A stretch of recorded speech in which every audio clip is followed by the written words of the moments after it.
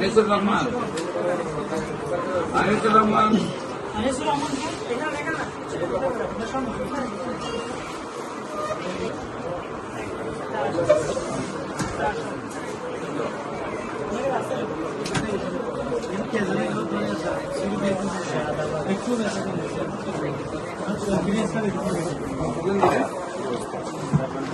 গত ডিসেম্বর ছিলাম এরপর থেকে ব্যবসা শুরু হয়েছে 3 দিন টেম্পারেচার বডি এবং ফেল ফেলে দিচ্ছে গলব্লাডারও ফেলে দিচ্ছে